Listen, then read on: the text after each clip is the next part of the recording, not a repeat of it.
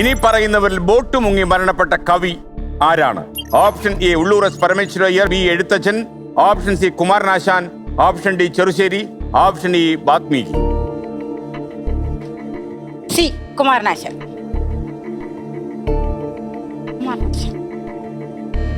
Boat മുങ്ങിയല്ലേ? Boat എന്ന് പറഞ്ഞാൽ വള്ളം പോലത്തെ സാധനത്തിനും ബോട്ട് തന്നെയല്ലേ പറയാ? അതെ അതെ. അല്ല ഇത് ബോട്ട് തന്നെയായിരുന്നു. ബോട്ടായിരുന്നു. ആ പൂട്ടട്ടോ ഞാൻ ബോട്ട് പൂട്ടട്ടോ.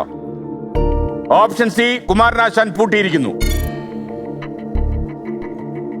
അന്തമില്ലാത്തൊരു ആഴത്തിലേക്ക് ഇതാ ഹന്ത താഴുന്നു താഴുന്നു ഞാനിതാ എന്നാണ് കവി വാക്യം.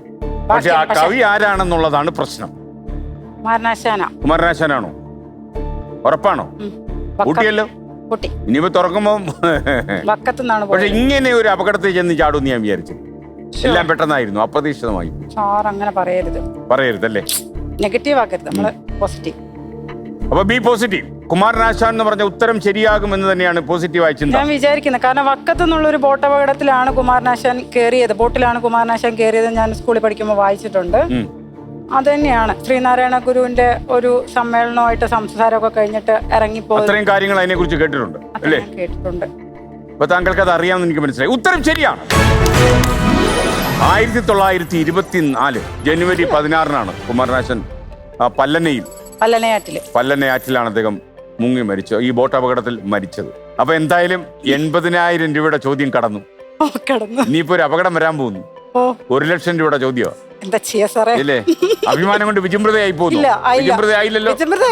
ഇവിടെ ഒരാളിൽ നിന്ന് വിചിമ്രതനായിക്കൊണ്ടിരിക്കുക. ആ മുഖത്ത് പൂത്തിരി എത്തുന്നുണ്ട്. എനിക്കറിയത്തില്ല, നോക്കാം, നമുക്ക് നോക്കാം. അല്ല, ഇങ്ങനെ ഒരു വിജ്ഞാന ഭണ്ഡാകാരമാണ് കൂടെ താമസിച്ചെന്ന് ഇപ്പഴാ അറിയുന്നല്ലേ? അല്ല സാർ, ഞാൻ ഇവിടെ വരണം എന്ന് പറഞ്ഞപ്പോ ഏറ്റവും കൂടുതൽ ടെൻഷൻ അടിച്ചതും ഷാഗിയാണ്. ആദ്യത്തെ ക്വസ്റ്റ്യനിലൊക്കെ തോക്കുമെന്നുള്ള പേടി. എന്താ കാര്യം എന്ന് അറിയാമോ സാർ?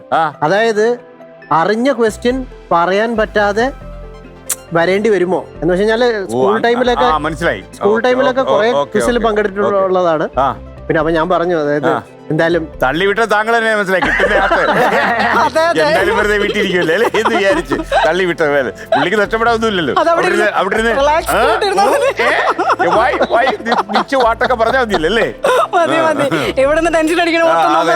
ആട്ട് കിടന്ന് ഇടിക്കുന്ന വല്ലതും അറിയണം അല്ലേ? ഇല്ലേ, ഉണ്ടല്ലോ ആട്ടല്ലേ? ഹൃദയശൂന്യാണ്. 138 പോയപ്പോ ഞാൻ വിചാരിച്ചു ഇപ്പൊ നടന്നു നോക്കിയാലോ കുട്ടിയായിട്ട് ഹാർട്ട് ബീറ്റ്. ഒരു രക്ഷയില്ല. 1 to 9 കുറച്ച് കുറഞ്ഞിട്ടുണ്ട്. മോനെ ധൈര്യമായിട്ട് വെച്ചു. ഹൃദയമുള്ള ഒരു അമ്മയാണ് നിനക്ക്. ഓക്കെ, അല്ലേ? ഹൃദയം ഉണ്ടാവുമെന്ന് ചെറിയ കാര്യമാണ്. ഹൃദയം കൊണ്ടല്ലേ നമ്മൾ മാത്രമാണ് സാറേ ഞാൻ സംസാരിക്കുന്നത്. അല്ലേ? ഹൃദയത്തിൽ നിന്ന് സംസാരിക്കുന്നു. ഹൃദയം കൊണ്ട് ഗുഡ് ഗേൾ. ഗേളല്ലല്ലോ അമ്മ. ഓക്കെ.